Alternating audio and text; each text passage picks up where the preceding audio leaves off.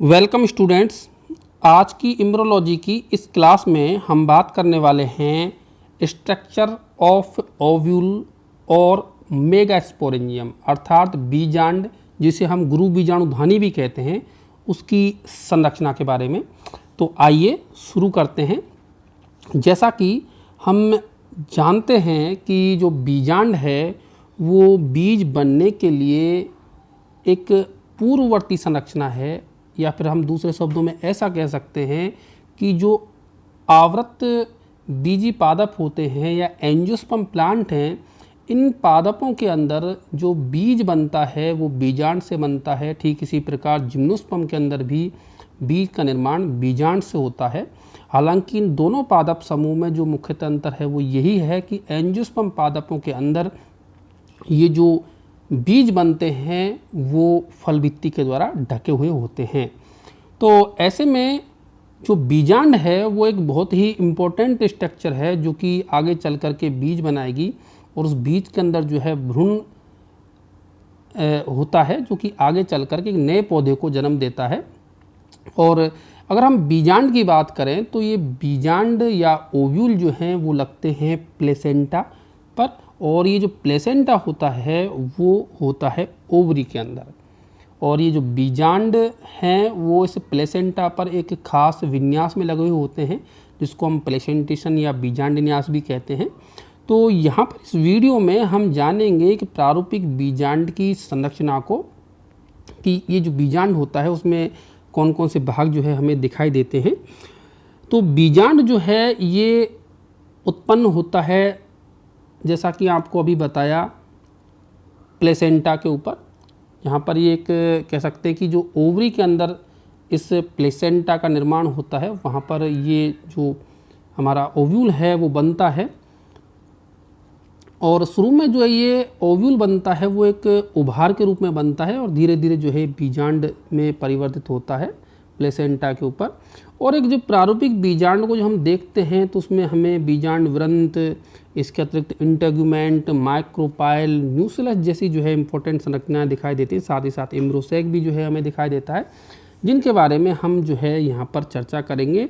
और कुछ जो है चर्चा करेंगे हम, कुछ इंपॉर्टेंट स्ट्रक्चर पाई जाती हैं, कुछ अलग स्ट्रक्चर जो है देखने को भी मिलती हैं हमें कई बार, जैसे कि एपिस्टेट, हाइपोस्टेट, या फिर और भी जो है हमें कैरिंकल जैसी संरचना दिखाई देती हैं। तो उनके बारे में हम संक्षिप्त में चर्चा करेंगे। तो सबसे पहले अगर हम बीजांड की संरचना में देखें तो नीचे से अगर शुरुआत करें तो आप यहाँ पर देख पा रहे हैं फ्यूनिकुलस, जिसको हम कहते हैं बीजांड व्रंत। यह बीजांड व्रंत या फ्यूनिकुलस वह संरचना होती है जो कि इस बीजांड को बीजांडासन से या प्लेसेंटा से संलग्न रखती है, या हम दूसरे शब्दों में ऐसे कह सकते हैं कि इस व्रंत के द्वारा ही जो बीजांड है वो फ्यूनिकुलस जो है इसके द्वारा ही ये बीजांडासन पर लगा होता है। और ये बीजांड व्रंत या फ्यूनिकुलस बीजांड पे जिस स्थल से ये जुड़ा रहता है उसे हम कहते हैं हाइलम। जैसा कि आप यहाँ देख सकते हैं ये हाइलम है, जहाँ पर ये जो बीजांड है, ये पूरी बीजांड की जो बॉडी है वो इस फ्यूनिकुलस से जुड़ी हुई है, उस स्ट्रक्चर को हम हाइलम कहते हैं। और ये बाद में जो है जब बीज बन जाता है तो अब हमें एक अवशेष के रूप में भी दिखाई देता है। अब इस एनाट्रोपस टाइप का जो ओव्यूल हमने यहाँ पर लिया है समझाने के लिए, तो इस एनाट्रोपस टाइप के ओव्यूल में हम जो है इसको देख सकते हैं कि इसमें जो बीजांड व्रंत है वो बीजांड के शरीर के जो है पार्श्व स्थिति में जो है इसके पास में ही इससे संयोजित होकर के ये इसके आगे तक विस्तारित हो जाता है, एक कटर जैसी संरचना बनाता है जिसको हम कहते हैं रेफे। आप जो है इस चित्र में देखिए, ये जो हमें स्ट्रक्चर दिखाई दे रही है इसको हम कहते हैं रेफे, जो कि बीजांड व्रंत जो है वो आगे तक वृद्धि करके एक स्ट्रक्चर बना लेता है कटक जैसी, जिसको हम रेफे कहते हैं। और जो बीजांड व्रंत होता है इसमें साथ ही साथ जो है वस्कुलर सप्लाई भी पाई जाती है, जो कि बीजांड में सिरे से जो है प्रवेश करती है। और बीजांड को जो है जो भी चाहे वो जल और खनिज लवण जो है पहुंचाए जाते हैं, तो वस्कुलर सप्लाई भी जो है बीजांड में हमें देखने को मिलती है। इसके पश्चात जो है हमें नेक्स्ट स्ट्रक्चर दिखाई दे रही है बीजांड में, इसके इंटेगुमेंट। जो कि बीजांड का आवरण बनाते हैं। अब एक प्रारूपिक बीजांड की अगर हम बात करें तो इसमें जहाँ पर हमने ये चित्र लिया हुआ है, यहाँ पर इसमें दो इंटेगुमेंट या जो है हमें अध्यावरण दिखाई दे रहे हैं। हालांकि इन इंटेगुमेंट की संख्या में जो है हमें विविधता देखने को मिलती है। प्राय दो जो है इंटेगुमेंट पाए जाते हैं बीजांड के स्ट्रक्चर में, जिसमें से बाहर वाले को हम कहते हैं आउटर इंटेगुमेंट और अंदर वाले को कहते हैं इनर इंटेगुमेंट। ऐसे बीजांड जिनमें जो है दो के स्थान पर केवल एक ही अध्यावरण पाया जाता है, उनको हम एक अध्यावरणीय बीजांड या यूनिटेगमिक कहते हैं। और जैसा कि हमने यहाँ पर लिया है तो इसमें जो है दोनों इंटेगुमेंट हैं, तो ऐसा बीजांड कहलाता बाइटेगमिक या द्वि अध्यावरणीय बीजांड, जो कि हमें देखने को मिलता है अधिकांश मोनोकोट्स में, साथ ही साथ पॉलीपेटली वर्ग के जो द्विबीजपत्री पादप हैं उनमें जो है देखने को मिलता है। और बहुत ही प्रारूपिक प्रकार की जो है स्थिति है बाइटेगमिक ओव्यूल की। इसके अतिरिक्त जो है हमें देखने को मिलेगा यूनिटेगमिक जो है वो गैमोपेटली के जो सदस्य हैं या मोनोक्लेमाइडी के जो सदस्य उनमें देखने को मिलती है यूनिटेगमिक कंडीशन। हालांकि कुछ पादपों के एक तरीके से कह सकते हैं कि उदाहरण ऐसे भी हैं हमारे सामने जिनमें हम पॉलीटेगमिक ओव्यूल या कई मर्तबत्री अध्यावरणीय प्रकार के जो है बीजांड वो भी देखने को मिलते हैं, जिनमें इन बीजांड के चारों ओर दो से अधिक जो है आवरण उपस्थित होते हैं, जैसे कि ये हमें ट्राइंथिया में या एस्फोडिलस जो पादप है उनमें भी देखने को मिलते हैं। और यहाँ तक कि अगर रिसिनस की बात करें, हम अरंडी की बात करें, यूफोर्बिएसी जो कुल का मेंबर है, उसमें बीजांड द्वार के ऊपर और जो बाहरी हमारा इंटेगुमेंट है, यहाँ पर इस जगह पर एक कोर की अतिवृद्धि भी जो है हमें देखने को मिलती है, जिसको हम कैरंकल भी कहते हैं। और जो है ये प्रश्न परीक्षाओं में बार बार पूछा जाता है कि कैरंकल किसे कहते हैं। तो यूफोर्बिएसी कुल के जो पादप हैं जैसे कि रिसिनस या अरंडी, उसमें इस माइक्रोपाइल के अगर हम बात करें तो माइक्रोपाइल जो है, इस माइक्रोपाइल के ऊपर एक कोर की अतिवृद्धि पाई जाती है शीर्ष पर, जिसको हम कैरंकल या बीज चोल भी कहते हैं। हालांकि जो है कुछ बीजांड ऐसे भी हैं, विशेषकर जो लोरेंथेसी कुल के पादप हैं या फिर बेलेनोफोरेसी कुल के पादप हैं, जिनमें एटेगमिक टाइप का ओव्यूल पाया जाता है, अर्थात वहाँ पर अध्यावरण जो है हमें देखने को नहीं मिलता है। तो ये तो बात हुई इन इंटेगुमेंट्स की, जो कि बीजांड का बाह्यतम आवरण बनाते हैं और बीजांड की जो मुख्य बॉडी है उसको ये घेरे रहते हैं इंटेगुमेंट। और इन्हीं इंटेगुमेंट से जो है हमारा माइक्रोपाइल का निर्माण होता है। ये जो माइक्रोपाइल जिसे हम बीजांड द्वार कहते हैं, ये माइक्रोपाइल की जो स्थिति है वो अलग अलग टाइप के बीजांडों में अलग अलग कह सकते हैं कि छोर पर होती है। इसमें ये जो माइक्रोपाइल होता है वो फ्यूनिकुलस के पास में ही होता है। ये एक छिद्र होता है माइक्रोपाइल, जिसे हम बीजांड द्वार कहते हैं। बीजांड का द्वार, ये अंड तक पहुंचने का द्वार है ये। और इसका निर्माण जो है कई बार जो है दोनों इंटेगुमेंट से या फिर अधिकांशतः इनर वाले जो इंटेगुमेंट है उससे इसका निर्माण होता है, जो कि एक छोटे छिद्र के रूप में यह पाया जाता है। अब हमारा जो नेक्स्ट है इसके अंदर माइक्रोपाइल के बाद में हम बात करेंगे, माइक्रोपाइल के बाद में न्यूसेलस की या बीजांडकाय की, जो एक बहुत ही महत्वपूर्ण भाग है पूरे बीजांड का। न्यूसेलस की हम बात करें तो जो हमारा ये जो बीजांड है इसकी कह सकते हैं कि पूरी जो एक मुख्य जो शरीर है इसका वो न्यूसेलस कहलाता है, बीजांड का कहला सकता है। दूसरे शब्दों में हम ये भी कह सकते हैं गुरु बीजांड धानी की जो भित्ति है उसको हम न्यूसेलस कहते हैं। और यह जो है आप यहाँ पर देख सकते हैं कि इंटेगुमेंट से घिरा होता है। और हालांकि इसकी जो संख्या है वो प्राय एक होती है, लेकिन कुछ ऐसे भी पादप है जैसे कि एग्ले मार्बिलोस, इनमें दो बीजांडकाय भी हमें देखने को मिलते हैं। और ऐसी जो अवस्था है वो बाई न्यूसिलेट कहलाती है, द्विबीजांडकायी अवस्था कहलाती है। और ये जो न्यूसेलस है इसका प्रयोग किया जाता है, जो विकसित हो रहा एंडोस्पर्म होता है उसके द्वारा इसका उपयोग, न्यूसेलस का जो उपयोग है वो कर लिया जाता है। सामान्यतः वैसे मृदुता की कोशिकाओं से निर्मित होता है, लेकिन कुछ कुल ऐसे भी हैं, विशेषकर एक बीजपत्री कुल जैसे कि पाइपरेसी कुल के पादपों की बात करें हम, जैसे काली मिर्च की बात करें, तो उसमें जो बीजांडकाय या जो न्यूसेलस है, ये न्यूसेलस परिपक्व बीज में भी जो है एक अवशेष के रूप में शेष रह जाता है, जिसे हम कहते हैं परिभ्रूण या पेरिस्पर्म कहते हैं। और ये जो भी ये जो प्रश्न है वो भी परीक्षा में बार बार पूछा जाता है कि परिभ्रूण क्या है, पेरिस्पर्म क्या है, या किस में पाया जाता है।